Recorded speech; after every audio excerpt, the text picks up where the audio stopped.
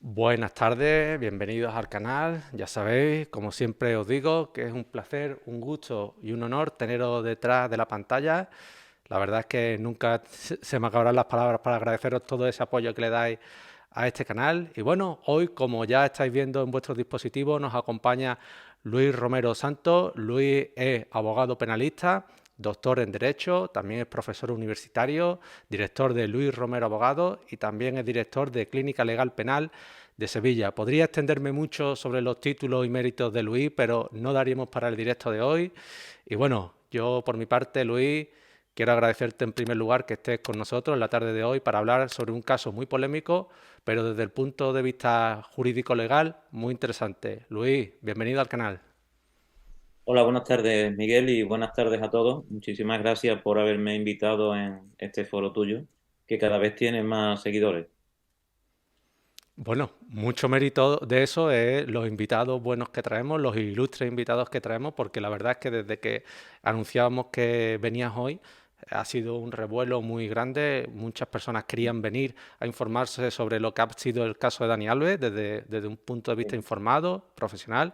Y bueno, agradezco a todos los que nos están viendo, a todos los que se están suscribiendo también y les agradecería también, como siempre digo, que compartan esta retransmisión, que lo pongan en sus redes sociales, que hagan captura de pantalla, no hay problema, para que tus palabras lleguen lo más lejos posible y a poder ser, abundemos en ese conocimiento jurídico especializado. Luis, hechas las introducciones, ¿qué nos puedes contar sobre el caso de Dani Alves? Un primer resumen, una primera muestra. Coméntanos, somos todos oídos, compañeros. Bueno, pues yo como otros penalistas me sorprendí cuando oí la noticia por primera vez de que la juez de instrucción competente había decretado la prisión provisional. Por supuesto, sin conocer todos los detalles, porque cada día pues se han ido filtrando, ¿no? Información nueva que, bueno, pues vamos conociendo poco a poco qué es lo que contienen las actuaciones. Yo no tengo el expediente, claro, son los primeros que tiene que decir un abogado cuando le pregunta, pero si eso fuera así, si nada más que pudiéramos hablar, los casos en los que estuviéramos personados, pues ni los abogados, los juristas en general, ni los periodistas, pues, ni nadie podría hablar, ¿no? De un caso. Entonces, por la información que yo tengo, me sorprendió que se dictase el auto de prisión provisional, no porque yo dudara que había unos indicios para demostrar que hay unos hechos graves y que conllevan una pena alta de prisión del artículo 179 del Código Penal, ahora de 4 a 12 años, ¿no? De prisión. Me sorprendió porque yo pensé, vamos a ver, el auto de la juez se basa sobre todo en el riesgo de fuga, ¿no? Claro, el riesgo de fuga, cada juez de instrucción, pues lo interpreta de una forma, ¿no? Hay una apreciación, pues, subjetiva. Yo voy a poner un ejemplo de un cliente que tuve no hace mucho tiempo, de unos hechos que ocurrieron hace unos 4 años, y ese cliente aún no ha ingresado en prisión y estaba primero procesado, después acusado y después condenado a 20 años de prisión. Y está en libertad. No ha estado ni siquiera privado de libertad en los calabozos de la policía. Pues yo la acompañé a declarar, le aconsejé que no declarase, se acogiera a su derecho a no declarar, y después pues declaró allí sí, en el juzgado, ¿no?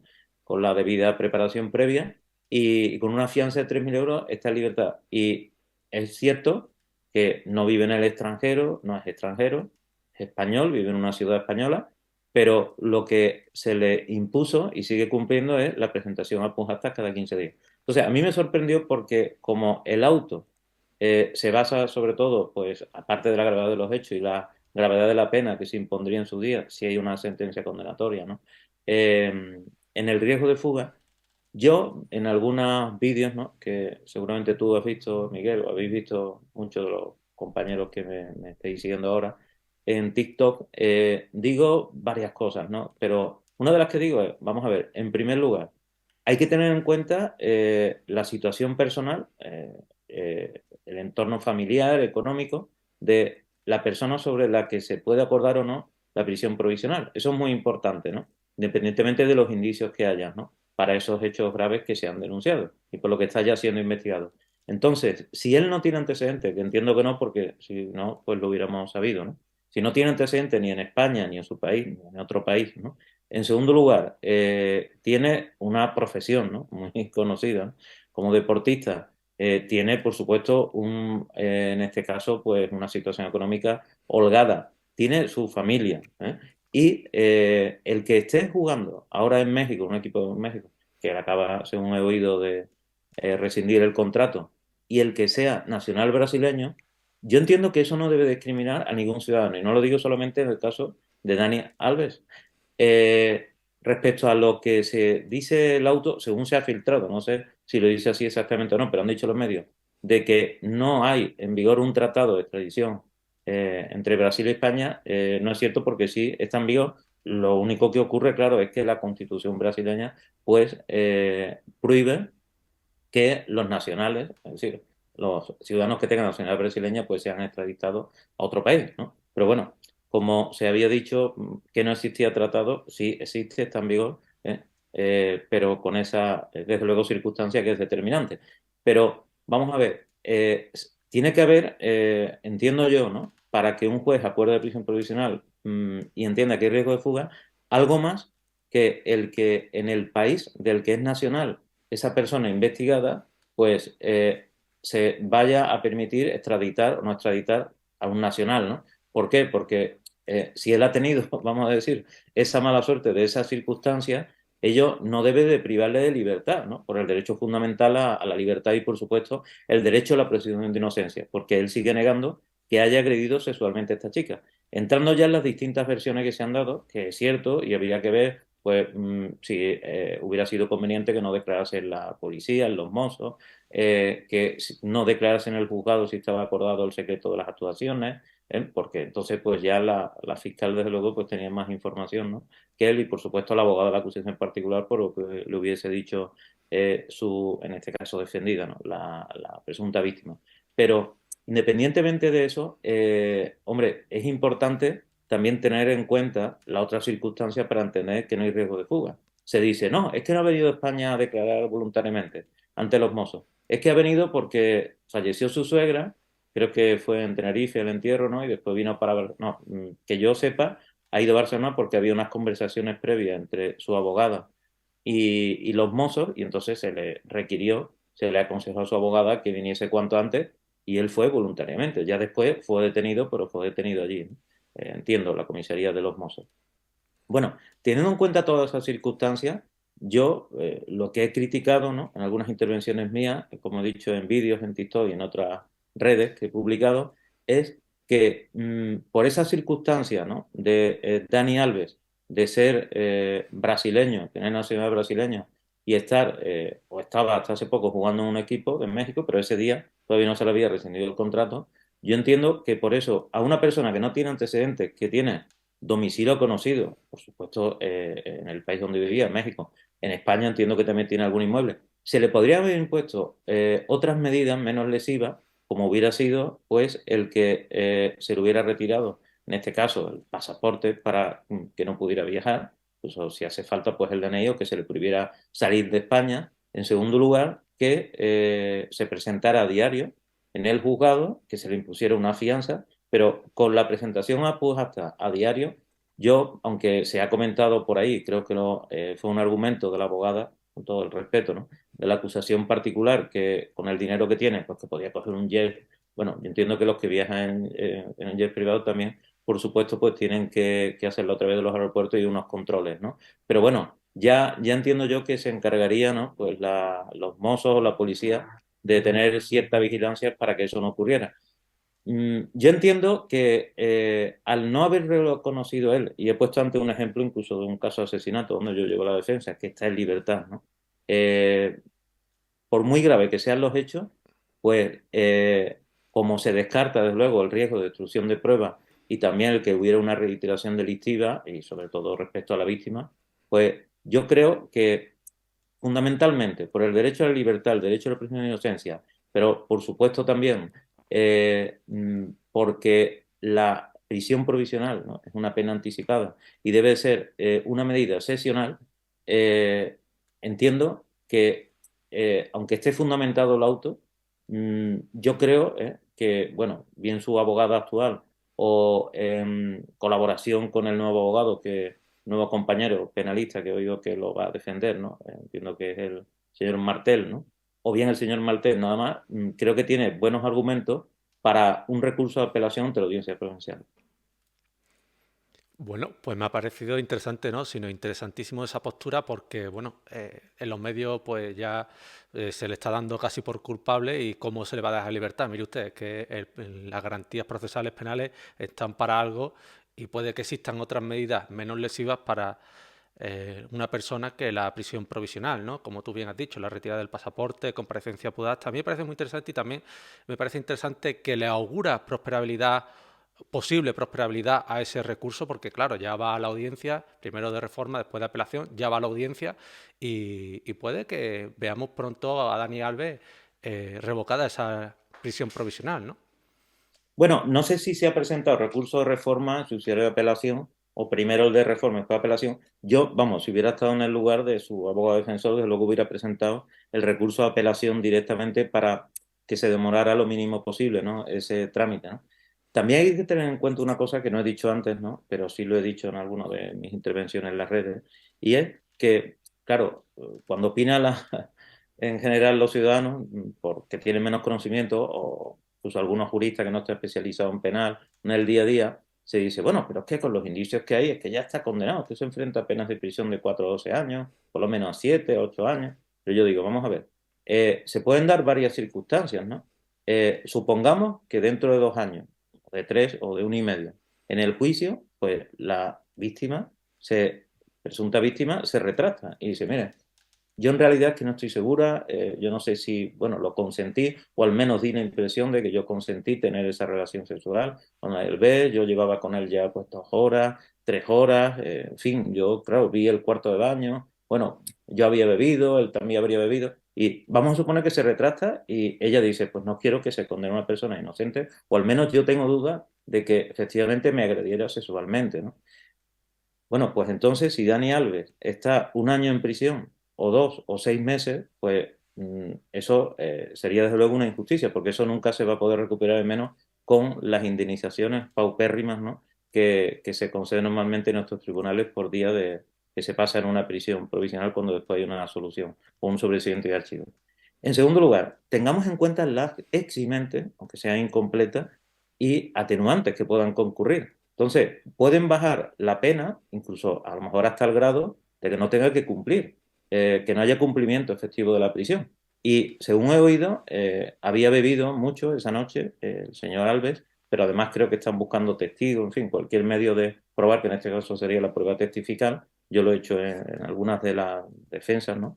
que he llevado, porque efectivamente podría ser un atenuante durante muy cualificado o quién sabe si incluso una eximente incompleta, ¿no? que podría bajar bastante la pena. Eso unido, ¿no? a lo que sería la reparación parcial del daño, ingresando o consignando en la cuenta del juzgado correspondiente, pues una cantidad importante, ¿no? Incluso entiendo, aunque renuncie por ahora la víctima a esa posible indemnización, pero al menos se ve la intención, en este caso, de el investigado, en su día procesado, si es así, de reparar parcialmente el daño. Y incluso, pues puede caber, cuando ya se vea que las cosas están muy difíciles, la confesión. Claro, si hubiera un acuerdo tripartito entre la acusación particular, el Ministerio Fiscal y la defensa, pues se podría adelantar esa, en el caso de que se entendiese, ¿no? que debe ser la mejor solución por su defensa, pues llegar a esa conformidad para que la pena fuera la mínima, incluso a lo mejor que se pudiese suspender la misma, ¿no? La ley del sí o sí, bueno, pues quiera que no ha bajado las penas, ¿no? en nuestro Código Penal, y si se parte de la pena mínima de los 4 años, de 4 a 6 según las circunstancias, ¿no? que parece que concurre en este caso, pues desde luego, si a ello se añaden las atenuantes o alguna eximente incompleta, pues podría bajar más. Lo digo esto siempre como una hipótesis, pero sobre todo para llamar la atención de que, aunque la ciudadanía pues esté como muy a favor, ¿no? de que si está en prisión provisional algo habrá hecho, hay que decir, mire, él no ha reconocido los hechos. Él es inocente, mientras que no haya una sentencia firme que lo condene, ¿no? Entonces, anticipar esa pena para un juicio que puede tardar 1 año y medio, 2 años, 3, en fin, o que haya una sentencia firme más tiempo aún, entiendo que entonces pues no respeta los derechos constitucionales, ¿no? de cualquier ciudadano, ¿no? sea español, extranjero, tenga nuestra nacionalidad o no. pero que se le procese o se le juzgue en España. Pues Luis, yo nada más que puedo estar de acuerdo con esa consideración porque hay que reiterarlo, ¿no? Y hay que llamar la atención sobre ello porque que una persona haya cometido un hecho grave, pues la prisión provisional habrá veces que sí, habrá veces que no, pero lo que desde luego no es un adelanto de la pena por muy deleznable que sean o puedan ser los hechos, presuntamente, ¿no? Yo suscribo todo lo que has dicho, como no puede ser de otra forma. Y Luis, siguiendo también, me gustaría abordar puntos concretos de todo lo que sabemos sobre el caso de Dani Alves. En este caso, nunca mejor dicho, el tema de esas primeras declaraciones ante los mozos, ¿no? Que parecía que se había decretado el secreto sumario, que no estaba la defensa en posesión de todas las pesquisas que se habían realizado o de todas esas pruebas que se habían compilado. ¿Tú crees que hubo yo sé que hablar de compañeros cuando no está y no se ha visto todo lo que ha hecho el compañero es complicado, ¿no? Pero ¿tú crees que puede haber habido una deficiente defensa técnica? ¿Cómo lo valoras tú? Ya digo, de verdad quiero ser pulcro, con, sabiendo que no sabemos todo lo que ha ocurrido, sino las informaciones que nos llegan. Luis. Yo a todos mis clientes, hay excepciones, por supuesto, ¿no? Porque sean ya delitos menores o está la cosa muy clara, hay un error en la identificación, ¿no? De la persona, etcétera. Pero como regla general, y creo que la seguimos muchos penalistas, es no se declara en la policía, no se declara en la Guardia Civil, no se declara en los Mossos, en general, ¿no? En la policía local. Mm, ¿Por qué? Pues porque nunca nos van a dar toda la información, aunque se haya reformado la ley de enjuiciamiento criminal, ¿no? Y por las directivas europeas y haya ya jurisprudencia, ¿no? En el sentido de que nos tienen que dar el contenido mínimo esencial, pero que equivale desde luego, que todavía la policía parece que no lo entiende, y yo tengo discusiones constantes con ellos, ¿no? Pero por eso le aconsejo a mi cliente que no declara. Me dan alguna vez, bueno, en la Guardia Civil incluso más que en la policía, pues una página y media, ¿no? Con un esquema, ¿no? O cuatro datos, ¿no? De lo que ha ocurrido. Bueno, se agradece, pero es que la policía, no sé, me dan cuatro datos. Fue detenido ayer a tal hora, el delito que se imputa es este, el denunciante es tal, y parece que se dan estas circunstancias, y poco más. Cuatro líneas, cinco. Entonces yo le digo, bueno, mire, yo tengo derecho a que usted me informe. Digo, ya le anuncio que mi defendido no va a declarar, pero yo tengo derecho a conocerlo, aparte de entrevistarme con él. Y no, es que rara vez, hay veces que sí, por ejemplo, en delitos contra la seguridad social, delitos contra los derechos de los trabajadores, en alguna excepción, en los últimos años, pues me han dado la Policía Nacional el atestado, ¿no? Lo que es la diligencia de investigación. Pero incluso aunque me diesen todo el expediente, lo que hubiese actuado hasta entonces la policía, ¿no? Para ver qué indicios podían tener, que a lo mejor no me lo daban todo, pero vamos a pensar que me lo dan todo, yo seguiría aconsejándole a mi defendido, a mi cliente que no declarase en sede policial. ¿Por qué? Porque va a haber, como tú dabas a entender, Miguel, hace un momento, va a haber esa declaración y después otras posteriores, y es que cualquier frase, cualquier palabra que se altere o que cambie, quizás incluso por el nerviosismo, ¿no? De la situación en la que está en ese momento, pues haría de que la acusación, el fiscal o la acusación particular, ¿no? O la jueza en el auto que dictase, pues recogiese, ¿no? Esas pues, incoherencias, contradicciones, diferencias entre una declaración y otra. Entonces lo mejor es una. Segundo, en el juzgado de guardia, de detenido, o el juzgado de instrucción que ya estuviera llevando esa investigación de incidencia, yo, si hay secretos de las actuaciones, no le recomendaría tampoco a mi cliente que declararse. ¿Por qué? Porque se va a arriesgar, no tiene por qué, ¿no? Porque es un derecho constitucional el guardar silencio y no declarar.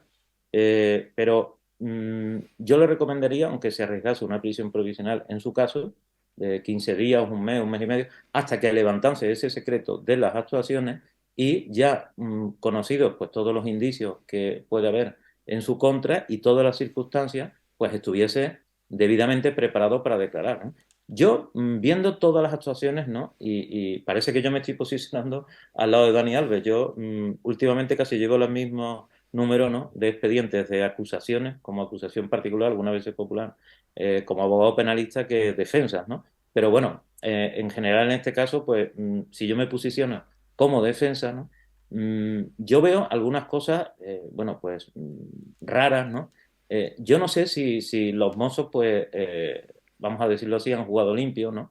La policía, por supuesto, quiere resolver el caso, quiere que haya detenido, si se dicta, entiendo que entienden, ¿no? Ellos, ¿no? Valga la redundancia, que si hay prisión provisional mejor, ¿no? Porque así, pues, yo entiendo que no hay riesgo de fuga, pero yo no sé qué conversaciones tuvieron, ¿no? Con la abogada de Dani Alves, ¿no? La compañera que le asistió, si le dieron seguridad de alguna situación personal, ¿no? Que se pudiera acordar en su día, por ellos o por el juzgado, la jueza, en este caso de instrucción, ¿no? La competente para ello, para determinar situación personal. Mm, no sé si rebajaron a lo mejor un poco pues, la gravedad de los hechos, pero el que él haya venido voluntariamente a España, aunque se den esas circunstancias familiares que habíamos dicho, entiendo que le debe favorecer, pero me extraña que haya venido porque entiendo que tanto su abogado como él no pensaba que se fuera a acordar esa prisión provisional, precisamente por esa colaboración y el venir voluntariamente. Yo muchas veces he tenido algún cliente fuera de España, estaba buscado por la Interpol desde busca captura y he ido a algún juzgado de instrucción, incluso a un juzgado central de instrucción de la Audiencia Nacional y he hablado con el Ministerio Fiscal y me ha recibido y yo he negociado y he dicho, mire, mi cliente va a venir, pero usted, vamos a llegar a un acuerdo para que usted con la fianza que se pueda pactar o se pueda determinar, mi cliente va a poder hacer frente a ella seguramente, pues usted pues tiene que acordar conmigo que no va a solicitar la prisión provisional, sino una fianza. Normalmente, pues claro, lo habla el fiscal o la fiscal con el juez instructor y se llega a ese acuerdo con la defensa.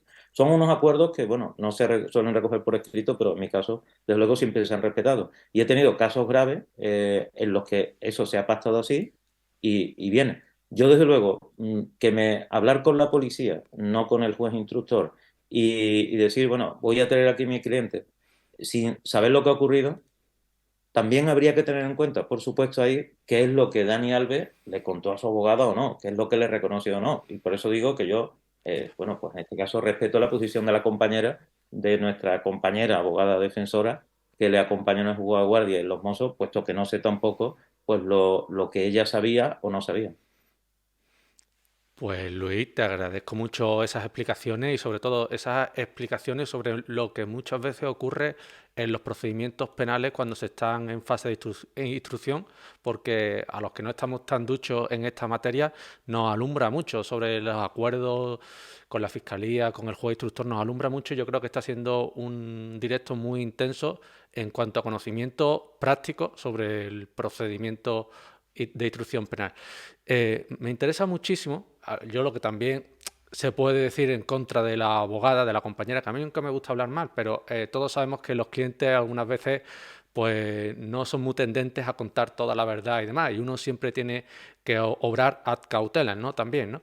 Pero bueno, también por lo que tú me comentas, no es lo mismo esa palabra que puede tener un fiscal que la que, y un juez instructor que a lo mejor la de los mozos. No quiero ni menospreciar ni tampoco decir nada malo de nadie, pero bueno, yo creo que siempre en estas situaciones, como tú bien has dicho, hay que obrar ad cautelam con el atestado en la mano, con las pruebas que haya o los indicios que haya ya recogido, porque si no te arriesgas a situaciones desagradables, declaraciones que, como tú bien has dicho, es que me tengo que sumar enteramente a tus palabras. Es que si tú haces tres declaraciones, por muy bien que hagas esas tres declaraciones, siempre va a haber una coma puesta en un sitio o en otro. Entonces, cuantas más veces declares, más veces tienes posibilidades de caer en contradicciones, ¿no? Pero Y bueno, ahí, ese es Miguel, otro.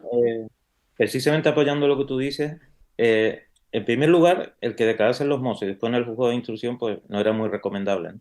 Pero el que declarase en el juzgado de guardia, como he dicho antes, si estaba decretado el secreto de las actuaciones, no se tenía acceso a todo el expediente o en absoluto a nada en el expediente, en ninguna de las actuaciones.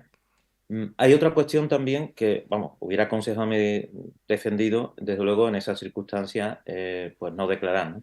Pero si además se permite contestar a todo, todavía peor. ¿Por qué? Porque efectivamente se dice, es que ha habido tres versiones, primero declarando ante la jueza, ante las preguntas de la jueza instructora, segundo, ante la fiscal, allí mismo, en el mismo acto, y después ante la acusación particular, ¿no? Cuando ya parece que la acusación particular pues ya reconoce que sí, que hubo una relación, pero que fue consentida.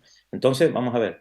Yo, aunque esté mucha esa acusación particular, cuando yo voy como defensa, rara vez, en este caso, aconsejo a mis defendidos que declaren a la acusación particular, ¿no? Hay veces que tampoco al Ministerio Fiscal, sino que yo le digo, bueno, pues tú di que cuando te pregunten si vas a acogerte a tu derecho a declarar o no, si vas a declarar, pues di que va a responder a las preguntas de su señoría a las mías. Es más, hay veces que le digo a mi cliente, porque ya he preparado la declaración con él y he tenido acceso a las actuaciones, que solamente responda a mis preguntas, ¿eh?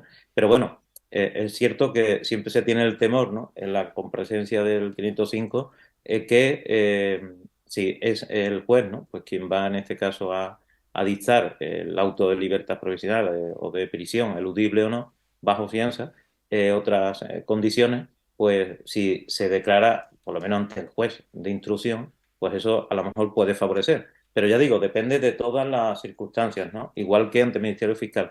Pero yo, ante la acusación particular, que muy pocas veces está en esa comparecencia del 505, porque normalmente, pues bueno, han ocurrido los hechos muy recientemente, ha llegado detenido de la policía allí al juzgado de guardia y no ha habido tiempo que se persone o que esté allí la acusación particular, ¿no? Pero si está, desde luego, en ese momento, pues yo no le voy a recomendar a mi defendido que responda a sus preguntas, porque desde luego no va a querer ayudar, ¿no? A nuestro defendido, todo lo contrario. Lógicamente tiene que hacer su labor, ¿eh? Igual que lo haríamos cualquiera en un caso de que estemos ejerciendo la acusación particular. Desde luego que sí, y además se une a todo ello que encima hizo unas declaraciones públicas que quedan ahí recogidas, que no, lógicamente no tienen esa validez que puedan ser como delante de un juez, pero coño, con perdón, está diciendo otra cosa distinta a la que ya has dicho. Bueno, ese es el Sí, otro te refieres, punto. Miguel, a ese vídeo, ¿no? Un vídeo que Ujú. se emitió un poco antes, unos días antes. Sí, también he oído y he leído algo al respecto, Eh, efectivamente. Por eso hay muchas versiones, sí, señor. Y eso, desde luego, no es recomendable. Para nada recomendable. Y aquí permíteme un momento porque voy a poner Sí. en la pantalla las direcciones de contacto de Luis, tanto el teléfono como la página web como la dirección de correo aparecen ahora mismo en la pantalla, ¿vale? Quien quiera contactarle, lógicamente, si está aquí es porque es uno de los mejores abogados penalistas de España y cualquiera que tenga una duda para contactarle como cliente, como compañero, como lo que quiera, o como espectador de este modesto canal, pues ahí tiene los datos de contacto de Luis, ¿vale? Y agradecemos mucho a todos los que estáis comentando, Borja, a los nuevos seguidores, hace también comentarios a un asunto que vamos a tratar ahora. Es decir, agradezco a todo el mundo y ya sabéis que me gusta siempre detenerme un poquito en vosotros, también para pediros que si compartís el directo se agradece. Y sobre esto, Luis, sobre lo que estábamos hablando, me gustaría indagar un poco más, ¿no? El tema de que la víctima, la presunta víctima, haya dado una declaración, pero desde el primer momento su testimonio ante los testigos que hay, después también posteriormente en el juzgado, el que sea tan lineal que parece que no hay contradicciones, ¿cómo lo compaginarías tú como que Dani Alves haya dado distintas declaraciones? ¿Cómo juega todo eso en la balanza del sistema penal? Bueno, Miguel, antes que nada agradecerte que digas que yo soy uno de los mejores penalistas de España, pero hay magníficos penalistas, muchos mejores que yo, y de los que yo aprendo cada día, ¿no? Yo aprendo de todos los compañeros que ejercen penal, incluso de los buenos abogados y abogadas que están en mi equipo, en mi bufete, ¿eh? Pero bueno, te lo agradezco de todas formas, ¿no? Y sobre todo que me hayas invitado hoy. Efectivamente, según la juez de instrucción, ¿no? Y hemos podido saber por esas filtraciones que salen en los medios, ¿no? En la prensa, pues se ha mantenido de forma coherente las declaraciones de la víctima. Pero bueno, yo ahí quiero hacer lo siguiente, ¿no? Si me posiciono más bien como es mi aspiración natural, ¿no? Si me posiciono en la defensa, quiero pensar en lo siguiente, porque lo he visto en defensas que he llevado y además en delitos como este contra la libertad sexual. Pensemos que la víctima, ¿no? Presunta víctima, con su abogada, bueno, pues han tenido una determinada información por parte de los empleados de la discoteca desde el primer momento, se ha entrevistado con los mozos, con los psicólogos que hay en los mozos, en la policía, en los juzgados. Entonces, bueno, pues no sabemos si puede ser también que haya hablado con la fiscal, ¿no? Con el fiscal.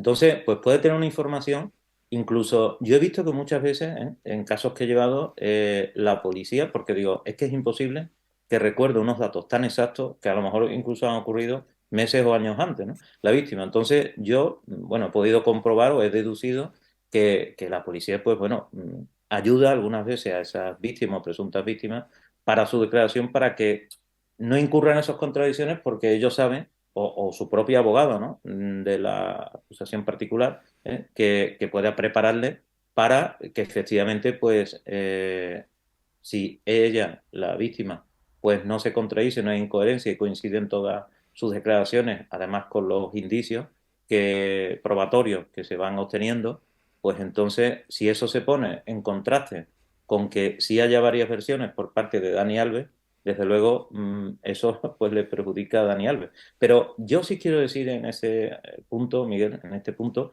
que nunca está nada perdido. O sea, los casos en que, como ahora, pues está la situación, ¿no? En este caso, pues nada favorable para Dani Alves, yo aplico las técnicas de Dale Carnegie, ¿no? De decir, bueno, vamos a ver, ¿cuál es la situación? ¿Cuáles son las causas? ¿No? ¿Cuáles son las posibles soluciones y cuál es la mejor solución? Entonces, partiendo de lo peor, que hay que afrontarlo, ¿no? Y que no es la mejor situación procesar, hay que decir, vamos a ver, vamos a distinguir dos cosas, ¿no? Lo que es la defensa, ¿no? Y la pena a la que se pueda enfrentar, la acusación que tiene encima, ¿no? Por ahora investigación, pero que se convertirá en acusación. Y por otro lado, en la situación personal, ¿no? Pensemos en la situación personal. Entonces, lógicamente ahora lo urgente, aunque se pueda llevar ambos planos, ¿no? Paralelamente, como es natural, pero partiendo de lo importante ahora, lo urgente, que es su situación personal, pues claro, el primer trabajo, ¿no? Que tiene la defensa, de luego, es la preparación de ese recurso de apelación, ¿no? Pero a la misma vez, pues bueno, solicitar que se practiquen todas las diligencias que le puedan favorecer y como he dicho antes, por ejemplo, ¿no? El que se demuestre, si es así como he oído, que había bebido muchísimo y que le afectara, pues bueno, gravemente su conciencia, su capacidad de entender, de querer, de hacer, ¿no? ¿Por qué? Pues porque aunque no se hayan obtenido en aquel momento, ¿no? Cuando ocurren los hechos, porque es imposible, pues el hacerle el análisis de orina o los correspondientes para determinar qué nivel de alcohol tenía el cuerpo, imaginemos, incluso que a lo mejor dijera ahora su abogado o él, no sé nada al respecto, ¿no? Pero que había ingerido otro tipo de sustancia aparte de alcohol. Yo hasta ahora lo que he oído es alcohol y mucho alcohol, pero imaginemos que hay otro tipo de sustancia. Bueno, pues si hay testigos, y yo en distintas defensas que he llevado o llevo, pues así lo he aportado, pueden demostrar su situación, y que eso sea atenuante, incluso muy cualificado, o necesariamente aunque sea incompleta. Entonces, eso podría ayudarle, aparte, como hemos dicho, a otras circunstancias.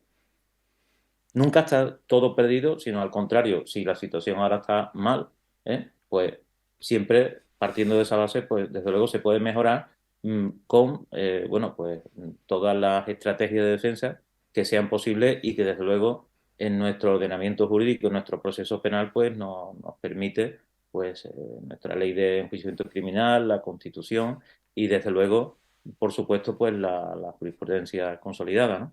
Aparte de lo que podemos aprender, por supuesto, de la dogmática, ¿no? Y de la doctrina. Y desde luego que, hombre, esto dista mucho de ser doctrina, no por ti, sino por el contexto y demás, que suele ser más bibliografía y demás, donde se suele plasmar esa doctrina, pero desde luego que está siendo una charla fantástica y yo creo que como todos los espectadores que nos están viendo, puedo coincidir con ellos en que está siendo fenomenal y estás explicando muchas cosas que no se ven tanto en la televisión, que no se ven tanto en la teoría de lo que uno estudia, sino que se ven en la práctica de los juzgados, en la práctica de los despachos. Y yo te lo agradezco enormemente porque estás destripando de una forma muy bonita, aunque estemos en temas que no son bonitos, pero trasladándolo a la esfera jurídica, el tema del procesal penal, de cómo se engrana todo y demás, sí que a los que nos gusta el derecho, pues te agradecemos que compartas todo eso con nosotros y yo creo que están conmigo todas las personas del chat. Estoy viendo que hay preguntas y que hay muchos comentarios y lo dejaremos también para después porque me gustaría seguir contigo, Luis, Sí. haciéndote algunas consideraciones, ¿vale? El tema de la renuncia a la reparación del daño que ha dicho la víctima, que ya ha manifestado que no quiere ser indemnizada, sino que quiere que se haga justicia. ¿Esta renuncia, cómo podemos entenderla? ¿Crees que hay algún motivo oscuro, como se ha dicho? ¿Qué opinas? ¿Qué opinas? Bueno, desde luego su posición como víctima pues la favorece el que diga, para que no la critiquen y se diga, o incluso eso lo utiliza la defensa para decirlo, ¿ves? Es que ha venido por el dinero, les quiere sacar una gran indemnización porque él es futbolista, es millonario, va a pedir mucho, pero el que ahora diga eso a esta chica, que está en su derecho y no hay por qué dudar, de que lo dice ahora y a lo mejor lo va a mantener durante todo el procedimiento, no quiere decir que si se le reconoce, porque el Ministerio Fiscal pues, lo va a seguir solicitando, o si cambiase la acusación particular su abogada y lo solicitase, bien en la calificación provisional o ya definitiva en el juicio, si se le concede, bueno, pues la chica puede retractarse en el juicio y, desde luego, siempre puede acceder, ¿no?, a esa indemnización que le corresponda o la que haya ofrecido o haya consignado la defensa, ¿no? O Dani Alves, ¿no? En este caso, pues recomendado por su defensa. Yo he tenido algunos casos en los que, a lo mejor, por ejemplo, en casos de homicidios imprudentes, ¿no? En delitos en concurso con delitos contra la seguridad vial, en accidentes de tráfico, que ha habido fallecidos, pues la compañía de seguro había depositado el importe correspondiente, pues vamos a suponer 180.000 euros, ¿no? Y yo le he recomendado a mi defendido que ingrese el doble, 360.000, ¿no? Es más, después a lo mejor pues hemos tenido que negociar tanto con la fiscalía como la acusación particular. La acusación particular, y estoy hablando de un caso en que mi cliente pues tenía bueno, una situación desde luego bastante holgada económicamente, no se decretó prisión provisional a pesar de haber dado positivo en alcohol, ¿no?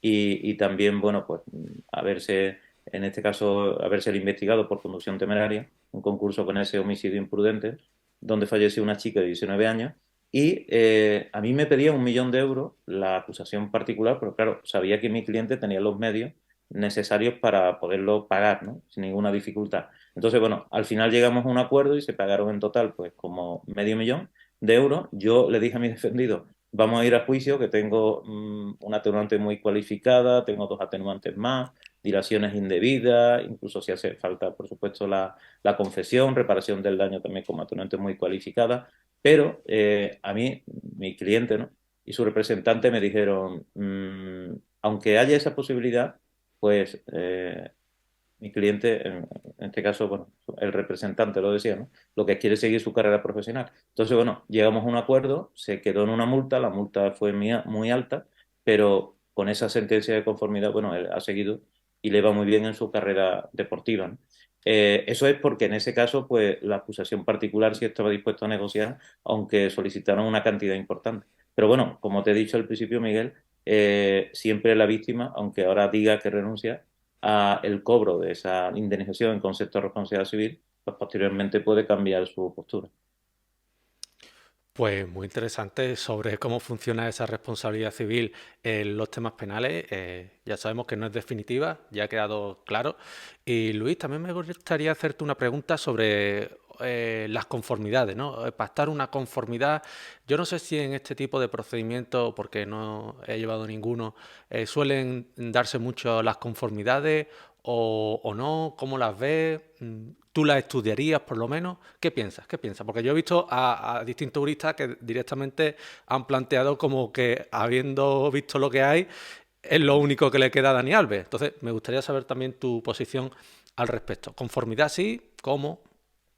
Bueno, yo soy quizás uno de los abogados que acepto menos conformidades o se lo propongo a mis clientes, aunque por supuesto pues se da el caso y si yo veo que le conviene a mi defendido y esa conformidad asegura que no va a entrar en prisión, pues por supuesto, ¿no? Pero bueno, hay que estudiar caso a caso y ver la posición. O a lo mejor es que a mí me llegan casos en los que yo entiendo que puedo conseguir el suficiente de archivo o estoy más o menos seguro de que puede haber una solución o alguna eximentes incompleta, atenuantes, que puedan bajar la pena. Pero yo, si no puedo llegar a una conformidad, que en este caso, pues bueno, sería el que no cumpla prisión, o también podríamos hablar que incluso aunque se quedara en una pena, ¿no?, de 2 a 5 años, pues que hubiera una suspensión, por ejemplo, por el caso que hemos dicho, de que cuando cometió los hechos, pues pudieran ser bajo la influencia del consumo de alcohol, el efecto de consumir alcohol, ¿no?, o otras sustancias, ¿eh?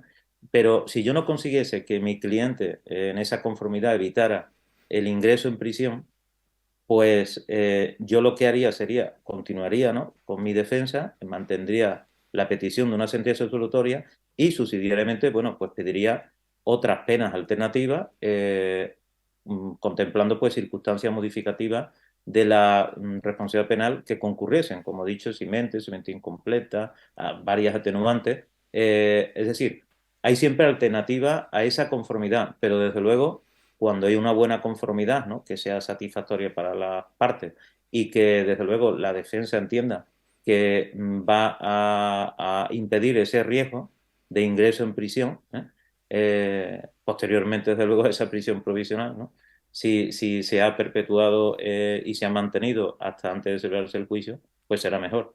Depende de cada caso. Yo, ya digo, llego a pocas conformidades, aunque lógicamente todos los años tengo varios casos de conformidades en juicios penales porque sí convienen a mi defendido. Pues dicho queda, y yo me suscribo lo que tú comentas. Hay que ir caso por caso y bueno, sabiendo la conformidad a la que se llega, convendrá o no convendrá. Por aquí aprovecho para saludar a todos los que nos están viendo. Magistral don Luis Romero, aplaude por aquí Blas. Damián Vázquez también, saludos Luis y Miguel, un fuerte abrazo a los dos. Damián Vázquez, otro saludo de vuelta para ti también, Damián. José, muy interesante la charla, muy práctica. Yo creo que eso podemos coincidir todos en que está siendo muy práctica y eso que no se aprende tanto en los estudios, sino que se ve en la práctica real día a día. Dice Maribel una pregunta que medio has respondido, pero vamos a acentuarla también porque es interesante y se ha comentado mucho. ¿Sería posible atenuante por reparación del daño con abono de indemnización previo, dada la renuncia de la víctima? La han medio comentado, pero si quieres, acentúalo más. Sí, yo entiendo que sí, que se puede apreciar esa atenuante de reparación parcial del daño, incluso como atenuante muy cualificada, aunque la víctima haya renunciado a esa indemnización. Entiendo que sí, porque lo que se ve ahí pues es la intención, ¿no? La intención que tiene en este caso el investigado, bueno, en su caso ya procesado y acusado. Lo comparto igualmente. Ana apunta, excelente abogado. Bueno, aquí Borja también hace una apreciación, te pide un consejo, el cual vamos a trasladarte porque es suscriptor del canal Premium y bueno, aquí también hay que ser práctico como somos los abogados, como no puede ser de otra forma. ¿Qué consejo nos daría a los jóvenes de cara al primer contacto con un detenido en comisaría, de cara al trato con la policía, con el expediente? Bueno, no tiene que ver directamente con el tema, pero ¿qué consejo nos daría a esos primeros abogados que tienen que ir a comisaría? Sabes que la policía muchas veces, como tú bien has dicho, no le va a dar el atestado.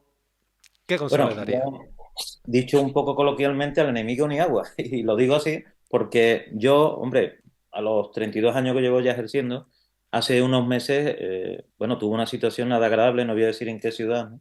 Fue en una jefatura superior de policía, ¿no? Y precisamente en un caso de presuntos abusos sexuales por parte de mi cliente, además, hechos que habían ocurrido hacía ya muchos años, ¿no?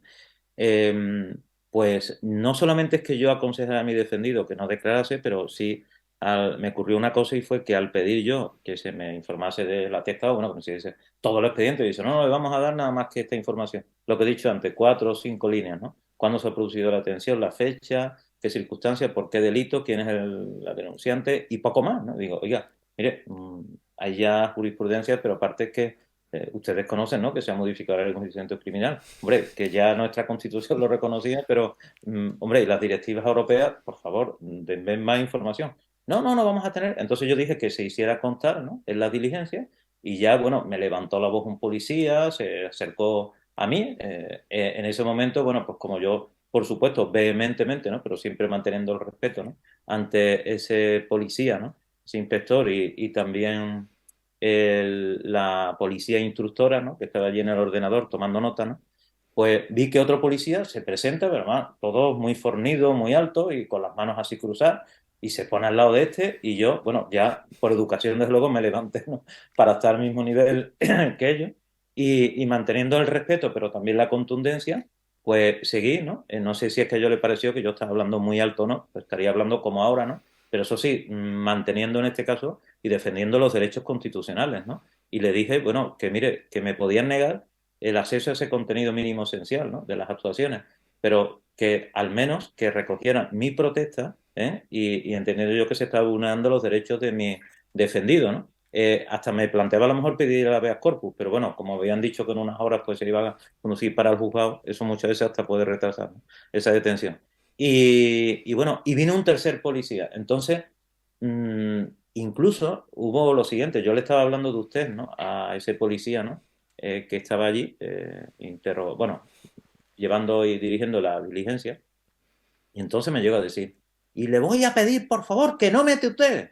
Digo, y yo digo, ¿pero esto qué es? Digo, disculpe, yo no le estoy hablando de usted. ¿Lo ves? Otra vez la vuelta a decir, digo, oiga, mire, yo no sé si es que cuando yo le hablo de usted o yo digo alguna forma verbal, alguna palabra, pues bueno, a lo mejor por mi acento, por ser andaluz, le aprecio a usted que le estoy tuteando, digo, pero le aseguro que no, o al menos no era mi intención. Bueno, a mí, y mire que, Miguel, que lo estoy diciendo ya con mis más de 30 años de ejercicio, ha sido la vez que yo me he sentido más intimidado en una comisaría y desde luego yo me pongo en el lugar de nuestros defendidos cuando no estamos nosotros delante. ¿Eh? Eso sí, salvaguardando, por supuesto, la mayoría de los miembros de la policía, de la Guardia Civil, policía local, que seguramente van a actuar y actúan correctamente, ¿no? Pero, hombre, yo por lo que me cuentan mis defendidos en el despacho, y no he escuchado a uno, a 10, a 20, he escuchado a cientos y a miles, no solamente los que yo ya he defendido en los expedientes que llevo en el despacho, sino muchísimas consultas.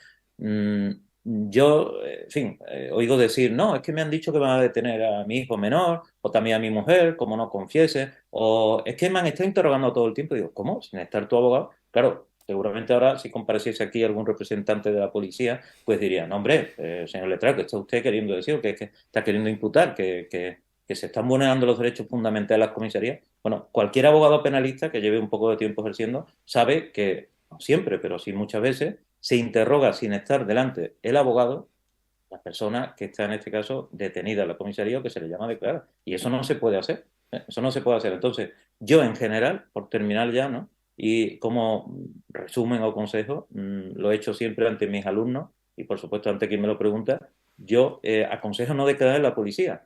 Se nos dé el atestado, no se nos dé o se nos dé una mínima parte, que es lo más habitual, porque para eso ya está el juzgado. Y desde luego, bueno, pues ante los derechos que tiene el detenido, de acuerdo con el artículo 520 de la Ley de Enjuiciamiento Criminal, pues el derecho como natural que se sabe que tienen a intérprete, en el caso de que no hable español, castellano, la lengua que en este caso se le vaya a interrogar, el derecho al médico, el derecho a dar noticias, ¿no?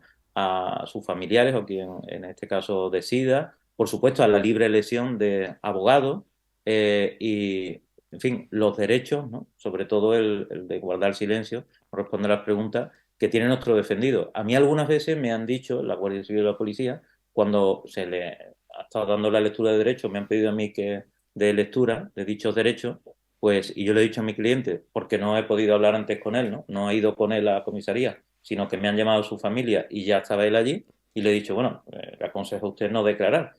Algunas veces me han dicho, oiga, usted no puede hacer eso, por favor, cállese. Digo, no, mire, no solamente lo puedo hacer, sino que lo voy a repetir, que no declare usted, diciéndole su nombre, pero oiga, que le vamos a abrir expediente. Esto no va a quedar así, va a haber una denuncia, va a haber una... Esto es una... Digo, pues mire usted, siga adelante. Y todavía no me ha llegado ningún expediente o me han dicho que le van a dar parte al colegio de abogados. Hasta ahora, pues no me ha llegado ninguna de esas notificaciones. Pues Luis, me ha gustado mucho esos consejos. Yo creo que el chat tiene que estar contento de todas esas enseñanzas que nos traslada. Lo que me hace pensar lo siguiente, que otro día te vamos a tener que invitar nuevamente, lo cual para mí es un gusto, para hablar de toda esa fase de instrucción donde es mucho más la práctica que la teoría. Así que me alegra mucho que estés dándonos esta clase magistral. Veo que hay muchas preguntas, veo que son todas buenas. Eh, bueno, vamos a decir una última pregunta del chat. Agradezco todos los comentarios que están, pero vamos a decir una última porque me parece muy interesante, que es algo que se separa un poco del derecho penal, pero tiene lógicamente relación. Mai pregunta, como doctor en derecho penal y abogado penalista, me gustaría hacer la siguiente pregunta. ¿Cree usted que el tratamiento que realizan los medios de comunicación de las causas penales influye de manera directa en la expansión del derecho penal y en la propagación del populismo punitivo que parece imponerse en nuestra sociedad? Esa pena, ¿no? Esa pena de televisión, ¿no? Mm. ¿Cómo la valora? Y bueno, dejamos esta como última pregunta, de verdad, a todos los que estáis comentando, muchas gracias. Y Luis, somos todo oídos. Muy bien. Efectivamente hay un populismo punitivo, ¿no? Yo siempre pongo el ejemplo, ¿no? Y esto desde que estaba yo en la Facultad de Derecho lo oía, ¿no? Es el típico ejemplo, ¿no? Estás en un bar, ¿no? Y escuchas a la gente hablar, vas en un taxi y el taxista, pues tenía que estar toda su vida en la cárcel, o tenían que haber pena de muerte, cadena perpetua, ¿no? Y a lo mejor son hechos, pues a lo mejor podría recaer en su caso, ¿no? Pues una pena de 4 años, una pena de 8. Y yo siempre le diría a esa gente, bueno, eso es porque usted o alguien cercano a usted no ha estado en esas circunstancias. Digo, mire, imagínese, por ejemplo, ¿no? Que usted tiene un incidente de tráfico, llega la policía local y entonces, pues bueno, se dirige a usted de una forma, ¿no? Que no sea muy educada, o incluso provocándole o con falta de educación, y usted le pide el número de placa. Imagínese que ese policía, vamos a decir local, ¿no? Pues le sienta mal y puede haber un incidente, incluso usted se puede poner nervioso y le van a imputar por desobediencia de autoridad o resistencia, incluso en algunos casos atentados. Yo no digo que eso sea habitual, pero sí he llevado muchas defensas, ¿no? Y en algunos he conseguido que mi cliente pues salga absuelto, otras veces que se archive, pero otras veces no. A lo mejor ha habido que pasar una conformidad porque se veía, ¿no? Que ante la palabra de mi defendido, ¿no? Y dos o tres agentes, pues poco habría que hacer, ¿no? Por su presunción de veracidad, ¿no? Hombre, yo efectivamente entiendo que cuando hay juicios paralelos, ¿no? Mediáticos y todo el día se está hablando en la televisión, se está hablando en la prensa, lógicamente yo hasta ahora he hablado, bueno, como habéis visto, porque entendía que ese era mi papel y para eso se me llamaba, como abogado defensor, ¿no? Yo me ponía en el papel de si hubiera sido el abogado de Dani Alves, ¿no? Pero aunque yo me ponga al lado de la víctima y yo lleve ahora casi las mismas acusaciones que defensa en general, ¿no? Hombre, lo que hay que pedir es el respeto de todas las garantías procesales y, por supuesto, ¿no? El respeto a los derechos constitucionales, porque si no, ¿dónde estaríamos, ¿no? ¿Qué sociedad tendríamos si no, en este caso, los dos platillos de la balanza, ¿no? Pues hay un equilibrio. El juez está en medio y además España, el juez de instrucción, pues debe de, en este caso, pues adoptar las medidas necesarias para que se garanticen pues, todos esos derechos constitucionales y todas las garantías procesales, ¿no? Del justiciable. Pero tiene que haber una defensa también fuerte frente a la acusación pública, porque la acusación pública tiene todos los medios. Y si en este caso ha habido secreto a las actuaciones, como todos sabemos, el Ministerio Fiscal sí tiene acceso a las actuaciones. Por eso ya digo, yo, si es cierto lo que he leído, que no se tuvo acceso por la defensa a todas las actuaciones o a ninguna de las actuaciones por el secreto, yo desde luego pues hubiera recomendado a mi defendido que no declarase. Que iba a estar varias semanas, o incluso un mes o más en prisión provisional, es mejor arriesgarse un mes o 2 meses o tres en prisión provisional hasta que se levante el secreto y se pida que ya sí declare, es suficientemente preparado nuestro defendido, que no arriesgarse muchos años de prisión. Bueno, pues dicho queda, Luis, y más que interesante y compartida esa opinión, ese punto de vista.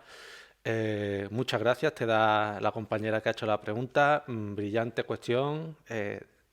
Bueno, eh, me sumo a todas las palabras de agradecimiento que están habiendo por el chat y Luis, yo voy a cambiar la pantalla, voy a ponerte en grande, voy a pedirle a todos los espectadores que no estén viendo que estos van a ser los últimos minutitos directos, que aprovechen para sacar una captura de pantalla y también nos apoyen tanto a ti como a mí en compartir este directo. Pueden ponerlo en sus distintas redes sociales, viendo el directo o terminando de ver el directo de Luis y Miguel y que eso siempre nos ayuda porque al fin y al cabo, si no te conocen, aunque tú hagas un buen contenido, te tienen que conocer y la mejor forma de conocerte es teniendo la palabra.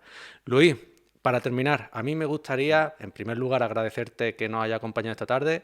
Esperaba una buena jornada, pero sin duda ha superado mis expectativas con creces. Yo, todos los que me ven de hace tiempo saben que suelo y siempre digo la verdad y te lo agradezco de todo corazón. Abogado penalista desde 1991, nunca se me olvidará porque es también mi año de nacimiento. Y Luis, me gustaría que finalizaras esta retransmisión haciendo unas consideraciones generales, totalmente libres, sobre el caso de Dani Alves, sobre lo que tú quieras. Y yo por mi parte, y sé que por los espectadores también, somos todos oídos. Muchas gracias, Luis. Bueno, muchas gracias, Miguel, y a tu programa y a todos los espectadores, ¿no?, que nos han seguido en esta entrevista. Hombre, como palabras finales, lo que quiero decir es que, por supuesto, todo mi respeto a la víctima o presunta víctima, ¿no? Y que se salvaguarden, por supuesto, sus derechos, ¿no? También el derecho de defensa, ¿no?, como víctima. Pero para mí es fundamental el que el derecho fundamental a la defensa, ¿no?, y que se respeten todas las garantías procesales, y los principios de, en este caso, rectores, ¿no?, de lo que es recogido en nuestra ley de enjuiciamiento criminal, nuestro derecho procesal, pues que de verdad que se respeten, ¿no?, igual que el Convenio Europeo de Derechos Humanos. Y como resumen, finalmente digo que el derecho a la libertad, ¿no?, y el derecho a presunción de inocencia, ¿no?, eh, en este caso, pues deberían de haber supuesto la puesta en libertad, aunque fueran con todas las medidas, ¿no?, cautelares, que no fuera la privación de libertad de Dani Alves, ¿no? Que hubiera quedado en libertad provisional con todas las otras medidas, pero que fueran menos lesivas que privarle de libertad, porque se quiera o no, se está anticipando una pena. Pues dicho queda, Luis, esa opinión, ese punto de vista más que fundado. Y Luis, un fuerte abrazo, compañero. Nos vemos en próxima. Te deseo todo lo mejor. Muchas gracias igualmente.